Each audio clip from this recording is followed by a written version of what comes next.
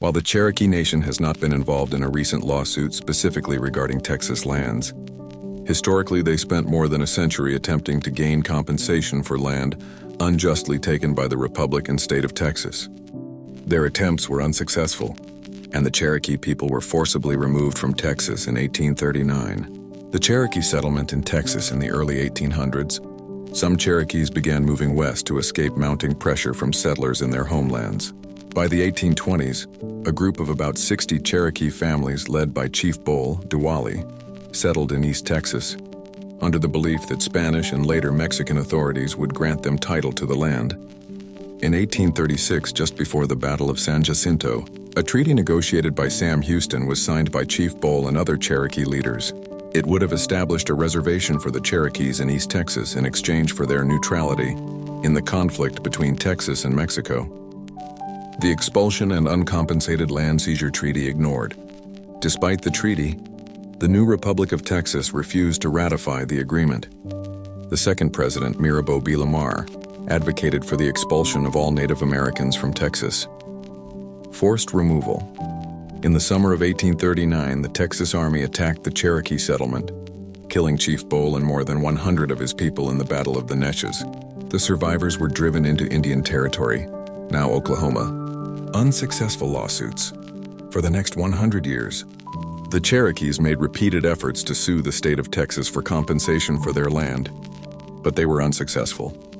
A 1963 lawsuit filed on behalf of the Cherokees was denied by the Texas Attorney General, who claimed the state was not liable for claims against the Republic of Texas. Recent unrelated Cherokee lawsuits. While the historical claims against Texas have been unsuccessful, the Cherokee Nation has recently been involved in other legal actions, often to settle outstanding claims against the U.S. government for its management of tribal assets. In 2024, the Cherokee Nation secured an $80 million settlement from the federal government for decades of mismanagement of tribal trust funds and resources. In January 2025, the Cherokee Nation planned to use the settlement funds to build a new judicial center in Oklahoma. The story of Cherokee Chief Richard Fields, also known as Texas Dick, and his death at the Sabine River involves a complex tale of land disputes, betrayal, and tribal justice. Background: a leader in Texas. After a group of Cherokees moved into what is now East Texas, Richard Fields became the tribe's diplomatic chief, sharing leadership with Chief Bull. Negotiating for land. Fields was tasked with negotiating with the Mexican government for a land grant or title for the lands occupied by the Cherokees. Trouble begins. In 1826, a group of American colonists in East Texas, led by Hayden Edwards, began a rebellion against the Mexican government.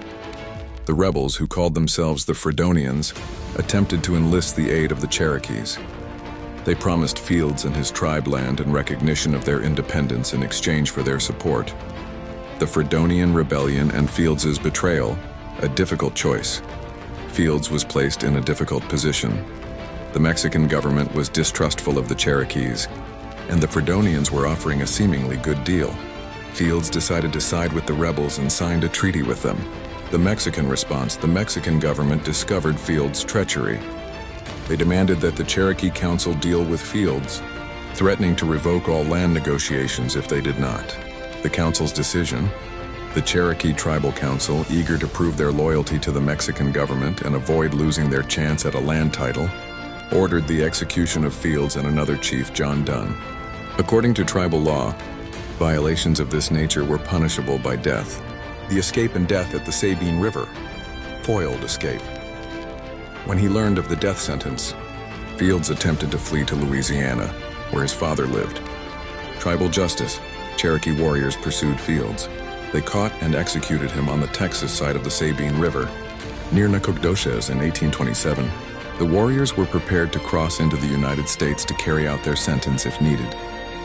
Repercussions: the execution effectively severed the Cherokees' ties with the failed Fredonian rebellion and signaled their loyalty to the Mexican government. The incident highlights the difficult position of the Cherokee leadership, caught between powerful competing interests as they sought to secure a permanent home in Texas. Richard Fields was born in 1780 to Richard Fields and Susanna Emery. Not much information has been found about his early years, other than his parentage and siblings. His activity was first noted in 1801 as an emissary of the Cherokee Council to United States agents in Tennessee. He later appeared as an interpreter at the Council House Treaty Council in the Chickasaw Country. Information has been offered that Richard fought during the last stages of the Revolutionary War, but so far no true documentation has been found. It is known that he fought with the Cherokee Regiment under General Andrew Jackson against the Creek Indian Red Sticks during the War of 1812. During this time, he served as captain of a unit of Cherokee auxiliaries attached to Jackson's army. Richard Fields Jr. was called both a warrior and a diplomat. He was also called friend by some and enemy by others. Richard Fields Jr. was betrayed by some of his own people when Chief Diwali ordered his execution in 1827. At some point during this time, Fields was elected to the position of war chief for the tribe. All diplomatic functions were carried out by the War Society, and the war chief conducted all foreign relations. In November 1822, the Tribal Council sent Richard Fields and 22 other men to San Antonio to meet with Lieutenant Governor of the Province of Tejas, José Félix Tres Palacios, in order to obtain land from the Spanish for his people. On November 8, 1822, Tres Palacios provided the Cherokees with an 8-part Articles of Agreement between the Cherokee and the Republic of Mexico. This agreement provided the Cherokee with land in return for their help in stemming the ever-growing numbers of Anglos pouring into the Mexican frontiers.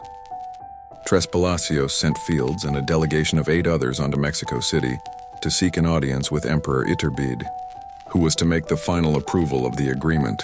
While the delegation was in Mexico City, the Mexican government of Iturbide was overthrown, and Mexico obtained its freedom from Spanish rule. In June of 1823, the new government ordered the Cherokee delegation back to Texas with orders that no more Cherokee would be allowed into Mexico until government affairs were settled.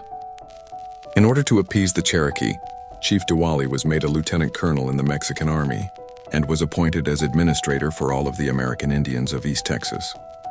It was also during this time that Peter Ellis Bean was appointed by the Mexican government as Indian agent for all of East Texas. On his return to Texas, Fields began forming alliances with the other Indian tribes of East Texas and urged others in the United States to join them. News of this alliance reached the new Mexican government and caused much interest.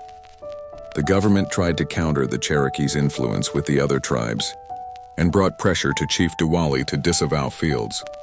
At this time, a white man named John Dunn Hunter entered the picture. Hunter had reputedly been raised by the Cherokee and had several children by a Cherokee woman. Because he was known by the Texas Cherokee, he was easily accepted into the tribe. Dunn Hunter allied himself to Richard Fields, and together, the two men made plans to form a new Indian power alliance in the weakened Mexico, left over by the turmoil of revolution. Peace Chief Diwali, Hardmush ordered the two men to stop treating with the other U.S. tribes. But in 1826, Fields and Hunter made an alliance with a group of Anglo settlers. This alliance was the beginning of the Fredonian Rebellion. The rebellion was, however, doomed to failure. Fields and Hunter had gone against the approval of the Tribal Council. Because of their breach of tribal law, and to prove to the Mexican government that the Cherokee were loyal and had not allied themselves to the two men and the Anglos, the Tribal Council ordered the execution of the two men. Cherokee tribal law required death for any violation of law, and the sentence of death was final. Fields tried to escape to Louisiana to join his father and brother, but he was caught and killed on the Texas side of the Sabine River near Nacogdoches. Being caught on the Texas side held no weight on the execution of Fields, as the warriors would just as illingly crossed over into the United States to carry out their orders. Some quotes and letters to and from Richard Fields Jr.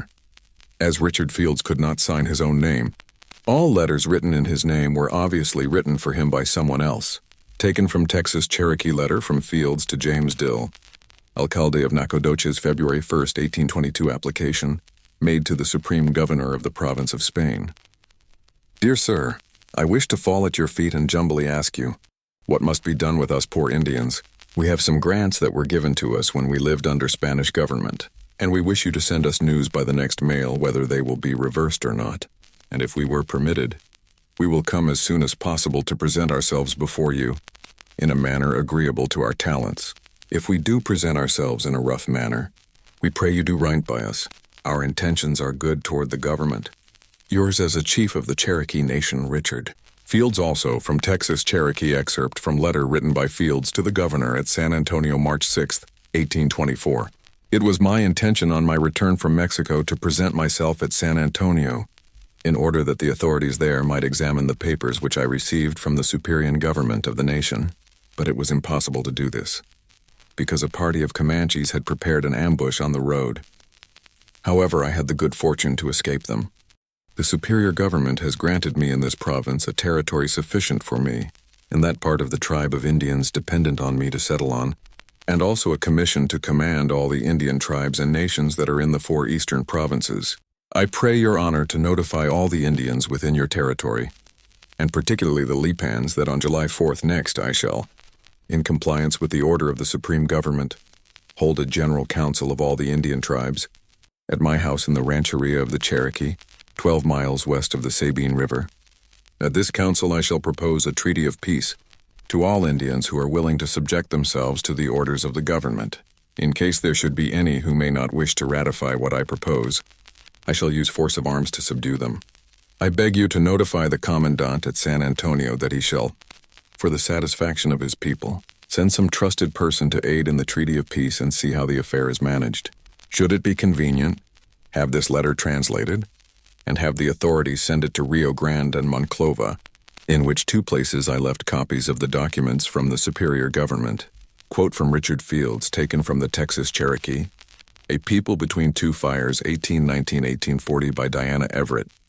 December 21, 1826. Several Indian leaders went to Nacogdoches, met with leaders of the Fredonian Republic, as Benjamin Edwards had styled it, and signed a treaty of friendship and alliance. Fields' speech during the assembly gave some idea of his people's temperament during those times. In my old days I traveled 2,000 miles to the city of Mexico, to beg for some lands to settle a poor orphan tribe of red people that looked up to me for protection. I was promised lands for them after staying 1 year in Mexico, and spending all that I had. I then came to my people and waited 2 years, and then sent Mr. Hunter, again after selling my stock, to provide him money for his expenses. When he got there, he stated his mission to the government. They said that they knew nothing of this Richard Fields, and treated him with contempt. I am a red man and a man of honor and can't be imposed upon this way. We will lift up our tomahawks and fight for land with all those friendly tribes that wishes land. Also, if I am beaten, I then will resign to fate, and if not beaten, I will hold lands by the force of my red warriors. Richard Fields, December 1826. Taken from History of the Cherokee by Emmett Starletter. Excerpt from John Purnell, written to Fields October 4, 1825.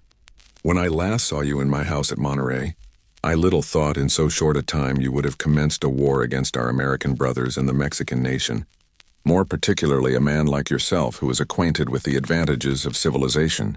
If your claims for lands were not granted at a time when the government was not firmly established, that should not be a cause of war. Ask and it will be given to you. This nation has always felt friendly inclined toward yours, and I am sure if you cease hostilities, they will enter into a treaty with you by which you will obtain more permanent advantages than you can by being at war. History of the Cherokee from letter written on November 10, 1825 by F. Dursey to Francis Grapp, a well-known Indian trader at Nacogdoches. Knowing the weight of your influence with all the savage nations and also the ascendancy that you have over the character of Mr. Fields, your son-in-law, I think that on one could stop better than yourself. The great disturbance which is about to be raised by the Indians, whom you understand better than I say that you can distinguish yourself for the welfare of humanity in general, in making the savages understand the evils which await them in following the plans of Mr. Fields, and likewise causing Mr. Fields to be spoken to by his brother, who can prevail upon him to abandon a plan which will have no other end than that of destroying himself, and all who shall have the misfortune to follow him. Excerpts taken from an article on the internet entitled Hayden Edwards and the Fredonian Rebellion 1826 through 1827. Entries used in the article are from Comprehensive History of Texas, and also History of Texas and Texancy have included the letters as they were presented in their entirety. Letters to Cherokees from Ahumada, Saucedo and Austin Comandante Ahumada and Jefe Politico Saucedo to Fields. General Mateo Ahumada, the military commandant and the political chief Saucedo, addressed the following letters to Richard Fields, the Cherokee chief. for the purpose, if possible, of disengaging him from alliance with the rebellious colonists. If there should be any truth in Hunter's claim that Fields had in fact joined the revolt. Ahumada to Fields, San Felipe de Austin, January 4th, 1827. Principal Depot of Arms in Texas. To Richard Fields, Chief of the Cherokees. I have received information from various sources that you have united with the party of Americans who in Nacogdoches have declared themselves opposed to the supreme government of Mexico. Relying, however, on the prudence and probity which you have justly acquired, I have not given full faith to this news, and have therefore thought proper to say to you that if you feel any sentiments of displeasure against the superior authority, I can assure you it has not been the intention of the government to neglect you in the slightest degree, and that they will listen with paternal love to any solicitations you may think proper to make, and will grant such as are not in opposition to the law. I am informed that in Mexico you were told to visit the state of Coahuila in Texas, and select the lands that pleased you for your settlement, and apply for them immediately. If you have not selected them and not asked for them, it was not the fault of the government that you are not now in possession of them, notwithstanding you peaceably and tranquilly occupy lands of the nation. If you have since appointed other persons to represent your affairs in Mexico, and have not received the satisfaction you expected, it has no doubt arisen in consequence of your agent not carrying the necessary credentials, and consequently the supreme government doubted whether you really had sent them. Prudence and judgment, which adorn you, imperiously require that in a matter of so delicate a nature the utmost circumspection should be used. A precipitate commencement of hostilities will produce evils of the greatest magnitude. The arms of the Republic of Mexico, which protect the Department of Texas, and which I have the honor of commanding, must not be stained by the blood of my fellow citizens, the Cherokees, nor with that of the other nations with whom they are united. Our common enemy is on the other side of the ocean. The party of Americans who in Nacogdoches have attacked the Mexican authorities will doubtless interest themselves to compromit you, for, having committed one error, they will follow it up by others still greater. But you are not in that situation, and I therefore desire that you come in person to the Trinity River, at the crossing of the main road near the Lomo de Toro, or to this town where I am detained by bad weather, in order that we may have an interview and a discussion of this subject between the Chief of the Department of Texas, Jose Antonio Saucedo, Mr. Stephen F. Austin, yourself, and myself, and come to such an understanding as the common interest may require. And I feel no hesitation in assuring you that the result will not be disagreeable to you. I therefore hope that you will inform me, in answer to this, your feelings on the subject, with the understanding that the Republic of Mexico has no cause whatever to declare war against the Cherokees or other tribes with whom they are united. I have expressed myself to you with the frankness that characterizes me, and I expect the answer of a man of honor, and presenting you with my consideration and respect, I remain yours, etc. God and Liberty, Mateo Ahumada. I certify the foregoing to be a true translation of the original which accompanies it. Saucedo to Fields, January 4th, 1827, to Citizen Richard Fields, Chief of the Cherokee Nation. When you went to the city of Mexico to solicit land for colonization in this department, I have no doubt the government received your propositions liberally, leaving to your option the selection of the land which might appear best adapted for your new colony, which promise I can assure you will not be violated by the government unless there should be some violation on your part. This unequivocal proof of the paternal love of the Mexican government towards those who seek an asylum within its bosom is conclusive as to the friendship and esteem with which you were treated by the supreme authorities. The letters which you have thought proper to write to me, offering me your services in defense of the country and its inhabitants, gave me the greatest satisfaction, and as documents of importance I forwarded them to the supreme authorities to whom I am subject, without one moment's delay, and they viewed with the greatest pleasure the sentiments of love, fidelity, and patriotism expressed by their adopted children. Now that I have heard through various individuals that you have offered your support and protection to the perverse individuals who, in Nacogdoches, have attacked the sovereignty of the nation, depriving of their offices the legal authorities of that place arbitrarily, substituting others in their place, in violation of the laws which govern us, I am filled with astonishment and regret, and cannot but believe that you have some misconception on the subject, or have been deceived by individuals who, from interested motives, are endeavoring to compromise you in a matter of such delicacy and importance. I am firmly persuaded that if, with your accustomed prudence and reflection, you will take into consideration my observations, you will be satisfied that my government is just and incapable of violating its promises, unless the contracting parties, on their part, violate the contract made with them. And if the government of Mexico has not dispatched your petition for colonization, it has been because your agent did not carry the necessary credentials, or that the multiplicity of the occupations which surround them, and of which we are ignorant, has delayed it. But it can all be regulated if we treat the matter with the prudence and moderation which the subject requires, and not with violence, as that produces nothing but the ruin of the federation of the states and of the towns of our brothers. In order, therefore, to stop at once the evils which on either side surround this delicate business, I will esteem the favor if you will agree to meet me either on the Trinity River, at the crossing of the main road near the Lomo de Toro, or at this place where we can have an interview, you and myself, the Commandant of Arms and Citizen Stephen F. Austin, in order there to agree upon what is most likely to benefit our political and social interests, and bind ourselves in an inseparable manner to fight not one against the other, but joined against the enemies of public tranquility and repose, and of our liberty and independence. If these sincere expressions, springing from that paternal love which glows in my bosom, are considered by you as worthy of attention, I shall expect your answer with the utmost possible brevity, offering to you in all times and places the consideration and respect which I think you so justly merit. God and liberty. Jose Antonio Saucedo. I certify that the foregoing is a true translation of the original which accompanies it. Stephen F. Austin, Samuel M. Williams, Secretary. January 4, 1827. Austin letters to Cherokee leaders. Austin likewise wrote the following letters to the Indians and their representatives. Austin to Fields, Bowles, and Big Mush. To my friends and brothers, the chiefs and warriors of the Cherokees, living in Texas, this will be delivered to you by two of your old friends and brothers, John Cummings and William Robbins. They will tell you the truth. Listen to their counsel and follow it. My brothers, I fear you have been deceived by bad men who wish to make use of you to fight their battles. They will ruin you and your people if you follow their counsel.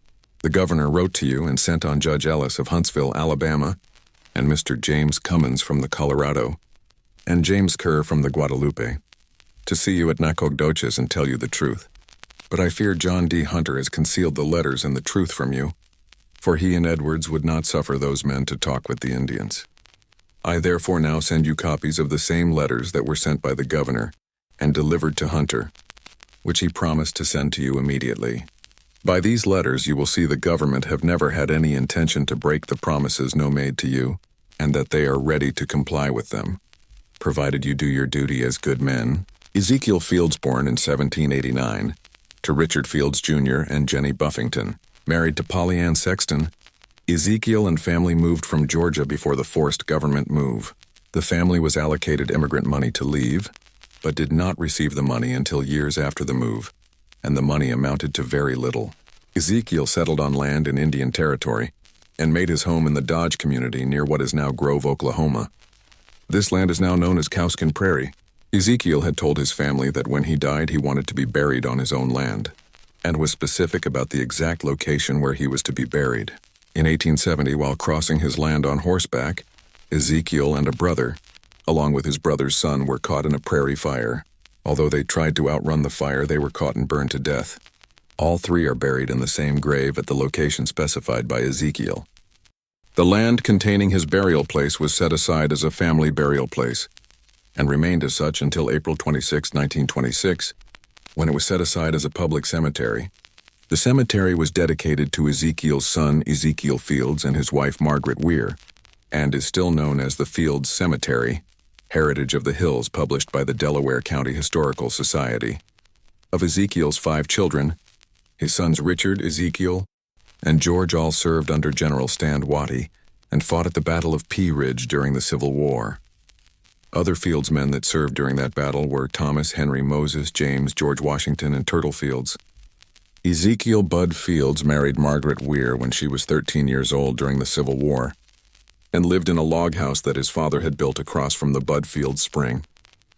Heritage of the Hills by the Delaware County Historical Society. Ludovic Grant, B. 1698. Scotland, D. Deported to South Carolina in 1716. D. 1758 in Tellico, Tennessee, married Elizabeth Cootie. Ojude, full Cherokee B. 1706 D. Mother Kahun Tekea. Father. First to kill or Tekayatihi. Grandfather. Corn Tassel or Tekanyiski daughter, Mary Grant B.